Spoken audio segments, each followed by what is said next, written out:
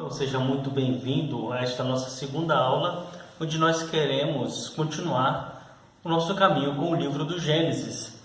E nós já falamos um pouco sobre o que é a estrutura, né? Como se dá a estrutura do livro do Gênesis, a importância das Toledot, né? Acredito que você tenha compreendido um pouco. E agora nós queremos dar um passo a mais, caminhando junto com os patriarcas. E o primeiro, né, dos patriarcas que nós queremos analisar é o grande patriarca Abraão. Queremos analisar de maneira particular ele, porque ele é, sem dúvida, o pai da fé em Israel. Logicamente, há uma importância, Noé, que vem antes, mas convém fazermos aquela distinção. Quando se começa a falar mais especificamente do povo de Israel, ou seja, como nós falávamos a partir do capítulo 11, versículo 27, a descendência de Terá, que vai coincidir, claro, com o nascimento de Abraão. Nós, dentro da compreensão, para que nos encaixemos dentro do contexto de Abraão, convém refletir um pouquinho, mas bem brevemente, sobre o que acontece após os 3 primeiros capítulos que nós, recordo, não aprofundamos aqui, simplesmente demos aquela pincelada magisterial. O que o magistério ensina sobre?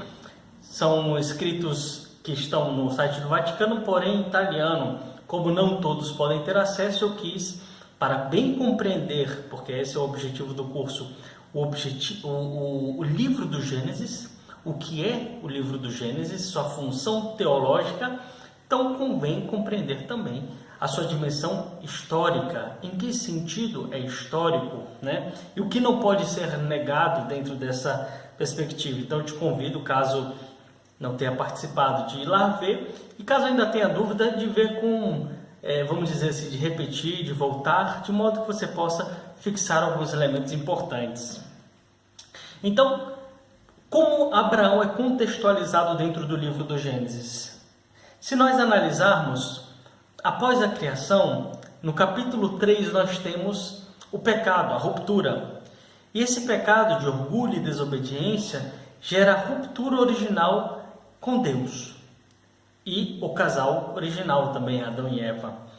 Nós temos, a partir de então, a partir desse momento, um conjunto de rupturas que vai começar a se dar dentro de Israel.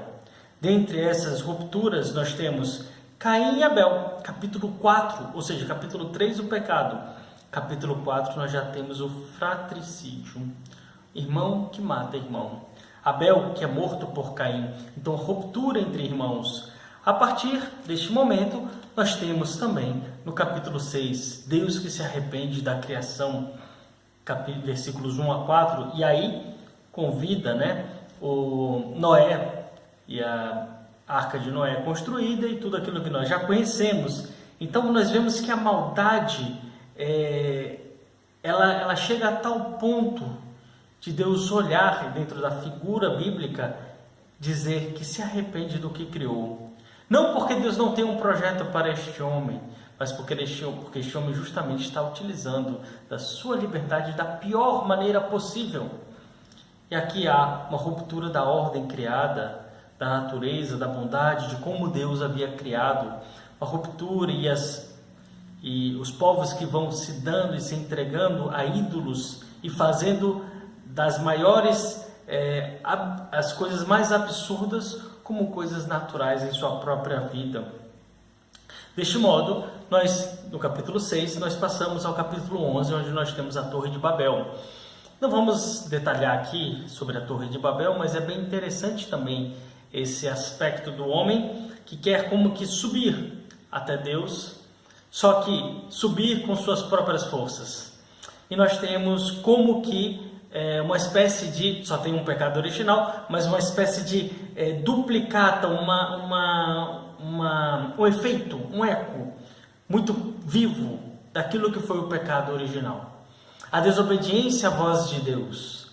E ali o homem vai subindo, subindo, subindo, De repente Deus confunde as línguas e os homens então se dispersam pelo mundo. E nós temos a ruptura das civilizações, das etnias, das línguas. Então nós temos uma sequência de rupturas causadas pelo pecado original. Ou seja, o pecado original é um efeito, um fenômeno tão forte, tão destruidor, que não para em si, mas como um tsunami que vai arrastando tudo, este pecado vai arrastando e gerando ruptura em cima de ruptura. E essas rupturas vão mostrando a gravidade que tem o pecado, o peso, a gravidade do pecado. Porém, Deus, que não se deixa vencer em sua misericórdia, e havia prometido uma salvação já ali em Gênesis 3, quando promete que uma descendência daquela mulher pisaria, esmagaria a cabeça da serpente. Então esta promessa que está ali contida e é dogma para nós, essa promessa ela já começa a vislumbrar-se na vida e na vocação de Abraão. Sim, porque diante do mal que vai, vamos dizer assim, dominando a terra, e uma desesperança que parece tomando as pessoas, de repente, e o leitor do livro do Gênesis, de repente nós vemos uma vocação. A resposta de Deus ao mal do mundo é uma vocação, é a vocação. Chamar homens ao seguimento de sua voz. E assim acontece com Abraão. O Senhor disse a Abraão, capítulo 12, sai da tua terra, da tua parentela e da casa de teu pai, para a terra que te mostrarei.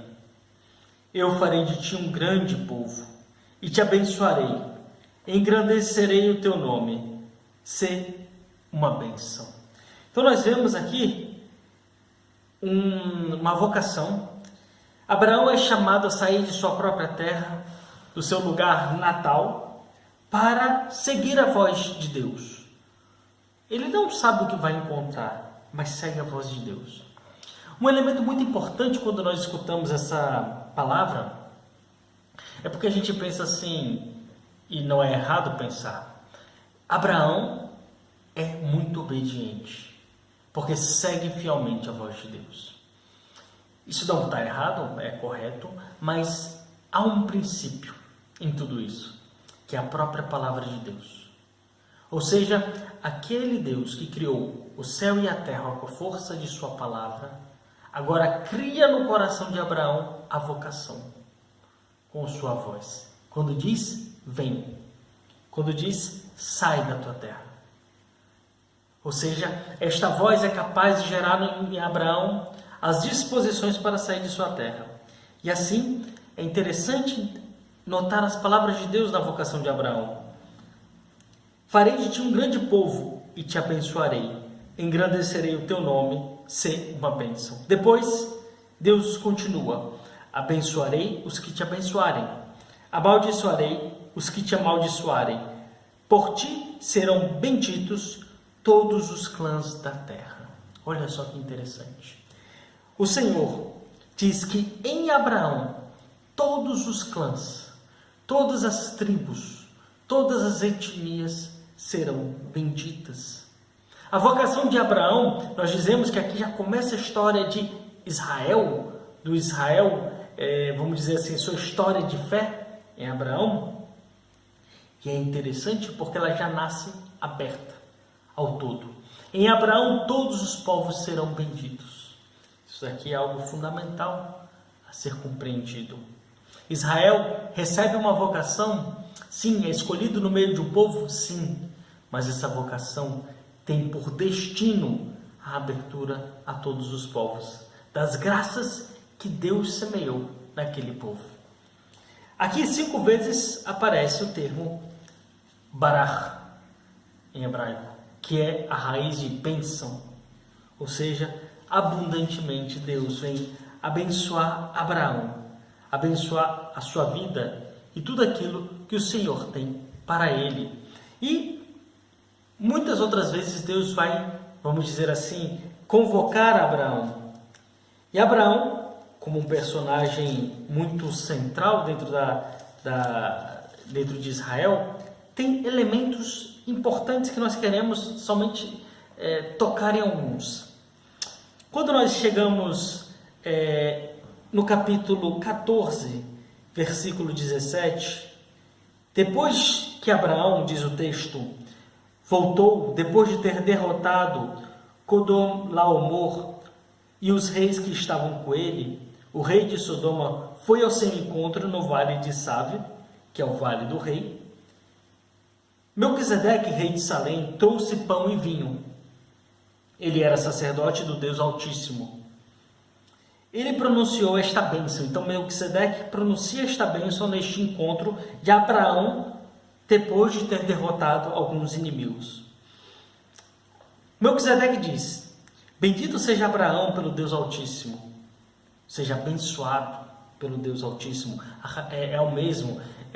No português nós temos abençoar e bendizer. Nós bendizemos a Deus e somos abençoados por Ele. Mas no hebraico é uma palavra só, né? Por isso se fala de bênção ascendente, ou seja, essa bênção que é esse louvor a Deus, e a bênção descendente, que é a bênção que Deus derrama sobre nós. Bendito seja Abraão, abençoado seja Abraão pelo Deus Altíssimo que criou o céu e a terra.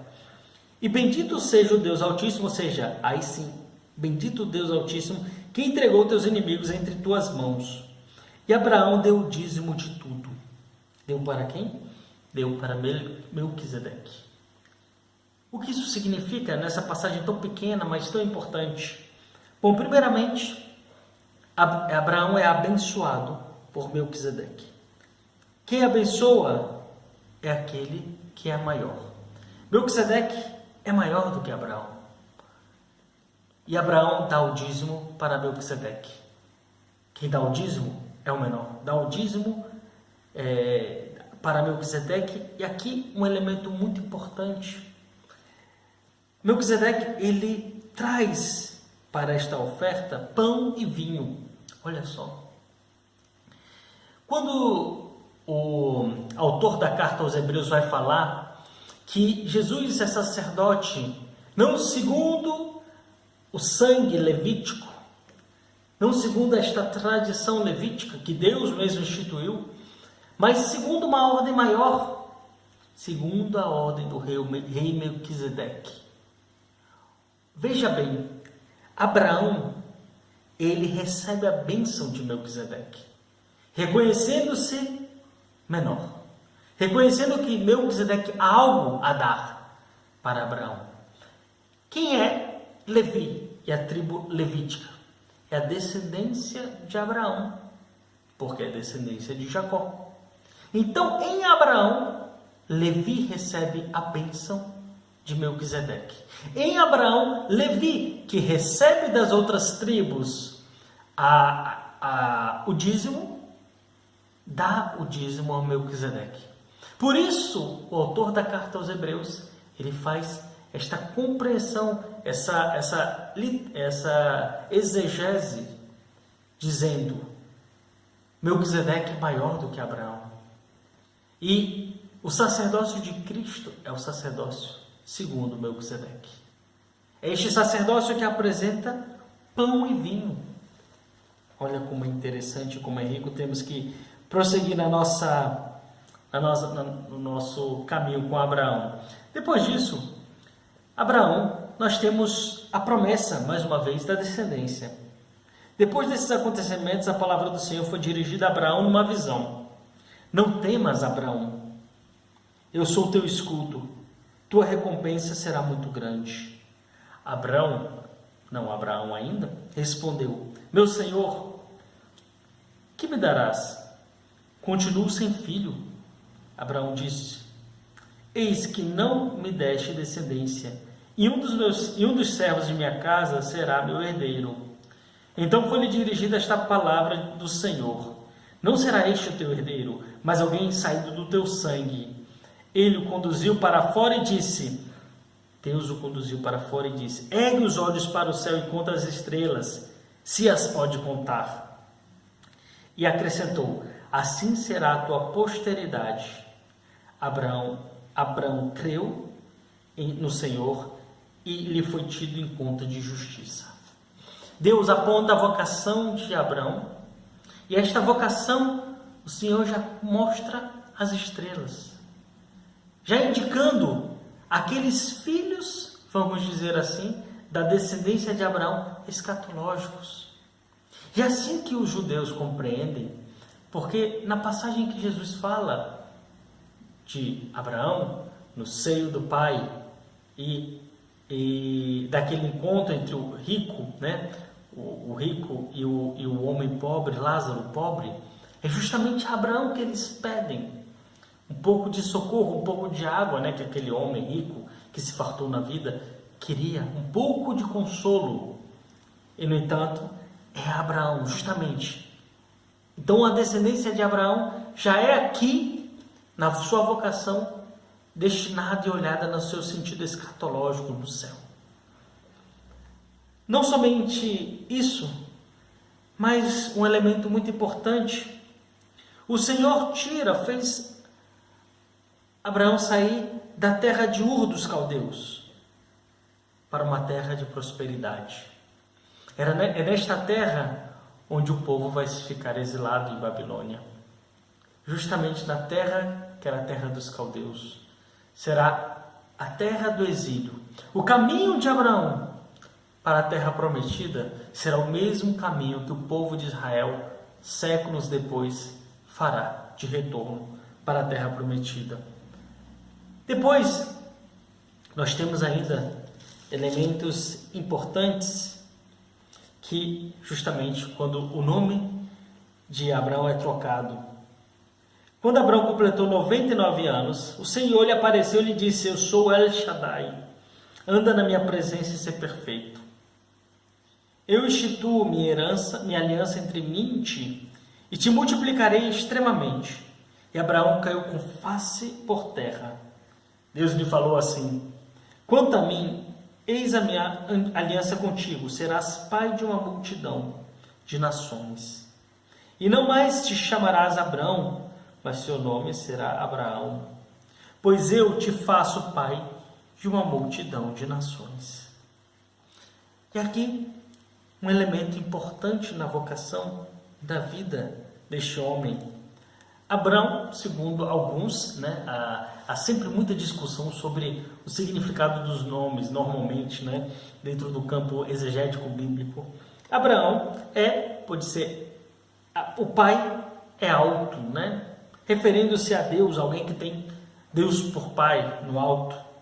Enquanto Abraão indicaria justamente, como diz aqui o texto bíblico, é o texto bíblico que nos dá a interpretação do nome, pai de uma multidão. Pai de uma multidão, ou seja, e aqui é um elemento fundamental para entender Abraão, e a vocação de Abraão, e a vida de Abraão. E quem é Israel? A identidade deste povo que tem como seu pai fundador Abraão. O Senhor diz que em Abraão fará uma multidão de nações. Nações aqui está Goim. Você lembra que eu falei com vocês que havia dois nomes normalmente utilizados na Bíblia hebraica para indicar povo de Israel, Am, e as nações Goim? Pois bem, Deus diz aqui que Abraão será, porque este é o nome, este é o significado, pai de uma multidão de nações. Estas nações, elas são descendência de Abraão. Não somente a vocação de Israel. Não somente um povo, ou seja, Abraão não é pai somente de um povo. Porque justamente da estirpe da fé de Abraão, da fé no Deus de Israel, porque é assim que Deus se intitula: Deus de Abraão, Deus de Isaque, Deus de Jacó.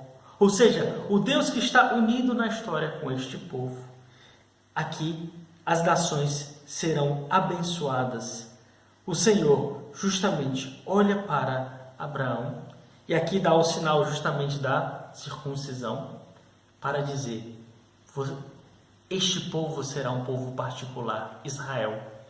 Mas como nós vimos muitas vezes, o Senhor olha para Abraão e contempla as nações e contempla todos os povos que herdarão a fé de Abraão. Por isso, meus irmãos, é belíssimo enxergar justamente em Jesus Cristo o cumprimento dessa promessa, mas na próxima aula, quando veremos Isaac, compreenderemos ainda melhor esta relação. Um grande abraço e te aguardo na próxima aula.